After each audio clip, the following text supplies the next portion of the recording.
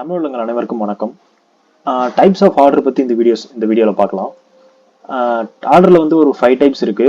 Order அப்படிங்கிறது என்ன அப்படின்னா, நம்ம வந்து ஒரு அசட்டை வந்து ஒரு எக்ஸ்சேஞ்சில் வந்து நம்ம எப்படி பேரம் பேசி வாங்குறோமா, இல்ல கேட்ட பிரைஸ்ல கொடுத்துட்டு வரோமா, இல்ல நமக்கு ஏற்ற மாதிரி ஆர்டர்ஸ் வந்து கஸ்டமைஸ் பண்ணிக்க முடியும். அதுல வந்து ஒரு 5 டைப்ஸ் இருக்கு. அது என்ன அப்படிங்கிறத பார்க்கலாம். ஃபர்ஸ்ட் வந்து லிமிட் ஆர்டர்.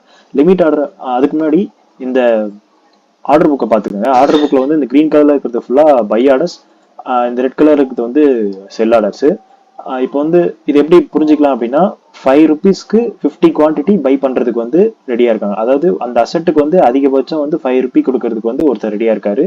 50 குவான்டிட்டி வந்து வாங்க ரெடியா இருக்காரு. அதே மாதிரி 4 ருபீஸ் கொடுக்கறதுக்கு ஒருத்தர் ரெடியா இருக்காரு. அவரும் வந்து 50 குவான்டிட்டி வந்து வாங்குறதுக்கு ரெடியா இருக்காரு. மேல பார்த்தா அப்படின்னா செல்லிங் ஆர்டர் புக்கு. அதுல வந்து 6 ருபீஸ்க்கு தான் வந்து நான் வந்து விற்பேன் அப்படின்னு சொல்லிட்டு 50 குவான்டிட்டி வச்சுட்டு ஒருத்தர் வெயிட் பண்ணிட்டு இருக்காரு. அந்த மாதிரி 7 ருபீஸ்க்கு தான் நான் விற்பேன் அப்படின்னு சொல்லிட்டு 50 குவான்டிட்டி வச்சுட்டு ஒருத்தர் வெயிட் பண்ணிட்டு இருக்காரு. ஒருத்தர் வெயிட் பண்ணிருக்காரு அப்படின்னு சொல்ல முடியாது.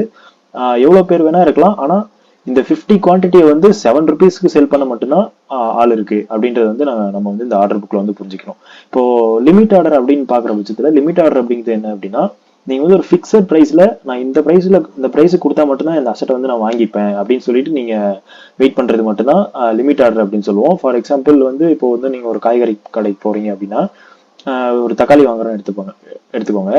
தக்காளி வந்து மார்க்கெட்ல வந்து ஒரு 25 ரூபாய்க்கு வித்துட்டு இருக்காங்க. ஆனா அந்த கடைக்காரங்கிட்ட போயிட்டு நான் வந்து 20 ரூபாய் கொடுத்தா மட்டும் தான் வாங்கிப்பேன் அப்படின்னு சொல்லிட்டு அடம் பிடிச்சி கடை பின்னாடி நிக்கிறதுக்கு பேர் தான் லிமிட் ஆர்டர் அப்படின்னு சொல்லுவோம். ஃபார் எக்ஸாம்பிள் இந்த கந்தசாமி படத்துல வரும்ல, சரி 6 ரூபாய் அப்படின்னு சொல்லி அந்த 6 ரூபாயிலே நிப்பார்ல, அதுக்கு பேர் தான் வந்து லிமிட் ஆர்டர் அப்படின்னு சொல்லுவோம். லிமிட் ஆர்டர் பத்தி புரிஞ்சிருக்கும்னு நினைக்கிறேன். நெக்ஸ்ட் என்ன அப்படின்னா மார்க்கெட் ஆர்டர் அப்படின்னு சொல்லுவோம். மார்க்கெட் ஆர்டர் அப்படிங்கிறது என்னன்னா, எனக்கு வந்து பிரைஸ் பத்திலாம் கவலை கிடையாது. ஆனா எனக்கு வந்து இவ்வளவு குவான்டிட்டி ஆஃப் அசெட் வந்து எனக்கு வேணும் அப்படின்னு சொல்லி நீங்க அந்த அந்த மார்க்கெட்டுக்குள்ள போய் கேட்கறதா வந்து மார்க்கெட் ஆர்டர் அப்படின்னு சொல்லுவோம். ஃபார் எக்ஸாம்பிள் வந்து நீங்க வந்து பை போற பட்சத்துல எனக்கு வந்து ஒரு 100 குவான்டிட்டி வேணும் அப்படின்னு சொல்லி மார்க்கெட்டுக்கு போறீங்க, கேக்குறீங்க வந்து மார்க்கெட் கிட்ட வந்து 100 குவான்டிட்டி வேணும் அப்படின்னு சொல்லி கேக்குறீங்க. 100 குவான்டிட்டி வேணும் அப்படின்னு கேட்கும்போது செல்லிங் ஆர்டர்ல போய் பார்க்கும் அந்த மார்க்கெட்டு. அப்போ செல்லிங் ஆர்டர்ல வந்து மினிமம் செல்லிங் பிரைஸ் வந்து எவ்வளவு இருக்கு அப்படின்னு பார்க்கும். மினிமம் செல்லிங் பிரைஸ் வந்து 60 இருக்கு. உங்களுக்கு தேவை வந்து 100 குவான்டிட்டி. அப்போ வந்து ஃபர்ஸ்ட் 50 வந்து 6 ரூபாய்க்கும், நெக்ஸ்ட் 50 வந்து 7 ரூபாய்க்கும் வந்து உங்களுக்கு பார்சல் பண்ணி கொடுத்துரும். அப்போ எவ்வளவு வரும்னா 60 × 50 300, சாரி 6 × 50 300, 7 × 50 350. ஒருவேளை நீங்க வந்து 150 கேட்கறீங்க அப்படின்னா அடுத்த 50 வந்து இந்த 8 ரூபாய் பிரைஸ்ல வந்து உங்களுக்கு வந்து மார்க்கெட் வந்து வாங்கி கொடுக்கும். அதுக்கு பேர் தான் வந்து மார்க்கெட் பை ஆர்டர். அப்படியே மார்க்கெட் செல் ஆர்டர்னா அப்படியே ஆப்போசிட்ல வந்து வேலை செய்யும். அடுத்து வந்து ஸ்டாப் லிமிட் ஆர்டர் அப்படின்னு சொல்லுவோம். ஸ்டாப் லிமிட் ஆர்டர் அப்படி இதை வந்து எப்போ யூஸ் பண்ணுவோம் அப்படின்னா, ஒரு அசெட் வந்து ட்ரேட் ஆயிட்டு இருக்கும். அது நமக்கு தெரியும், டெக்னிக்கல் அனாலிசிஸ் பண்ண தெரியும், அதோட சப்போர்ட் எங்க இருக்கு, ரெசிஸ்டன்ஸ் எங்க இருக்கு அப்படின்னு சொல்லிட்டு ரெசிஸ்டன்ஸை பிரேக் பண்ணி போற பட்சத்துல அது வந்து மேல இன்னும் பம்ப் ஆக வாய்ப்பு இருக்கு. சப்போர்ட்டை வந்து உடச்சு கீழே போற பட்சத்துல அது வந்து நமக்கு வந்து லாஸ் கொடுக்க வாய்ப்பு இருக்கு. இப்போ ஸ்டாப் லிமிட் பை அப்படின்றது என்ன அப்படின்னா, ஒரு ரெசிஸ்டன்ட் பிரைஸை வந்து கிராஸ் பண்ணி அந்த அசெட் வந்து மேல போகும்போது அந்த பிரைஸ்ல வந்து நான் வாங்க ஆசைப்படுறேன் அப்படின்றத வந்து சொல்றதா வந்து ஸ்டாப் லிமிட் அப்படின்னு சொல்லுவோம்.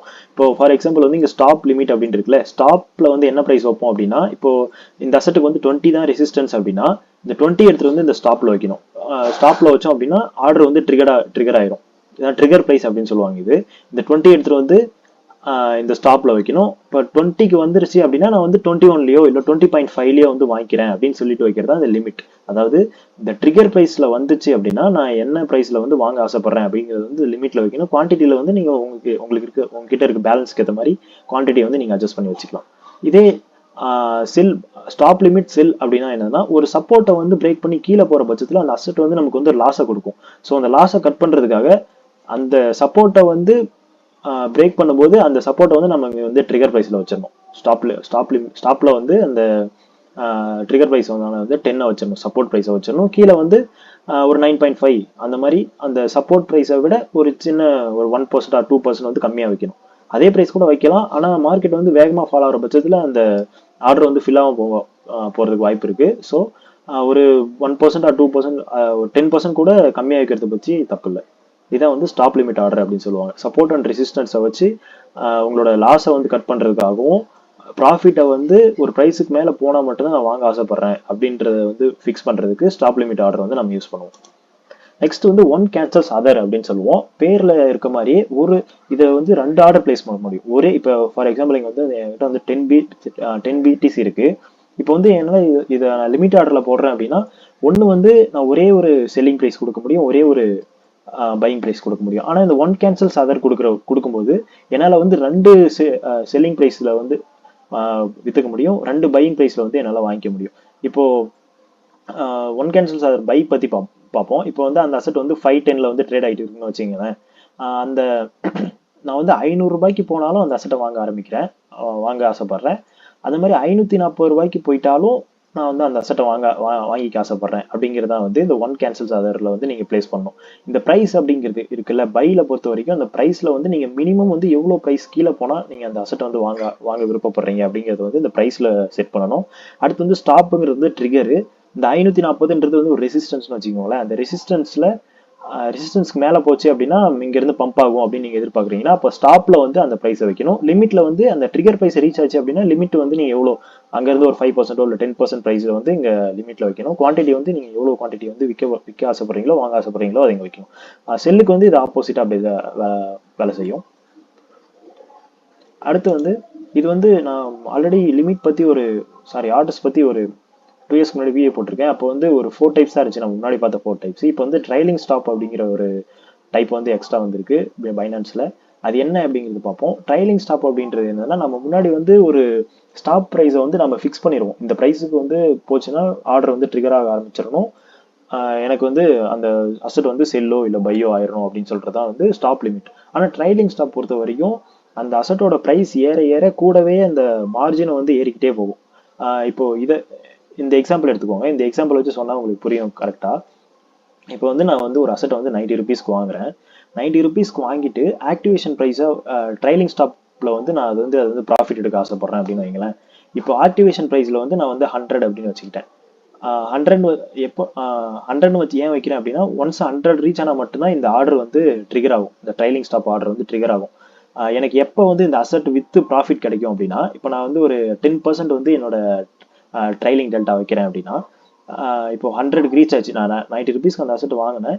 100க்கு ரீச் ஆச்சு. நான் இங்கேயே வித்தா கூட எனக்கு வந்து 10 ருபீஸ் ப்ராஃபிட் தான். ஆனால் நான் வந்து இங்க வித்தா எனக்கு வந்து ப்ராஃபிட் குறையுமோ அப்படின்னு நான் ஃபீல் பண்றேன். அப்போ வந்து நான் இங்க 100 ருபீஸ்ல ஆக்டிவேஷன் ப்ரைஸா வச்சு நான் செல் ஆர்டர் போடும்போது 10% வச்சு இங்க இருந்து ஒரு 10% எவ்வளவு வரும் அப்படின்னா 110 வரும். ஆனா 110ல வந்து அது அந்த அசெட் வந்து செல் ஆகாது. இது எப்படி வேலை செய்யும் அப்படின்னா எவ்வளோ ஹையஸ்ட் ப்ரைஸ் வந்து போகுது அப்படின்னு சொல்லிட்டு இந்த மார்க்கெட் வந்து இந்த ட்ரைலிங் டெல்டா வந்து ட்ராக் பண்ணிட்டே போகும். இப்போ ஒரு எக்ஸாம்பிளுக்கு எடுத்துக்கோங்க. இப்போ வந்து நான் 90 ருபீஸ்க்கு வாங்கினேன். இப்போ அந்த ப்ரைஸ் வந்து 100 ருபீஸ் போச்சு. 100 ருபீஸ் போனதும் இந்த ஆர்டர் வந்து எக்ஸிக்யூட் ஆக ஸ்டார்ட் ஆயிரும், அதாவது ட்ரிகர் ஆயிரும். என்ன பார்க்கும் அப்படின்னா இங்க இருந்து எப்போ 10% குறையும் அப்படின்னு பார்த்துட்டு இருக்கோம் செல்லிங் பண்ற பட்சத்துல. அப்போ 100 ருபீஸ்க்கு வந்துருச்சு. ஆனா ஒரு அதிர்ஷ்டவசமா நமக்கு வந்து ஒரு 200 ரூபாய்க்கு வரைக்குமே அந்த அசெட் வந்து குறையாமலே போயிட்டே இருக்கு அப்படின்னு வைங்க. அப்போ வந்து 200ல போய் நின்றுச்சு. 200ல போய் நின்றுச்சு. ஒரு 10% வந்து ரீட்ரேஸ்மெண்ட் கொடுக்குதுன்னு வைங்க. அதாவது 200ல 10% எவ்வளோ, நம்ம 10% நீங்க வச்சிருக்கோம்.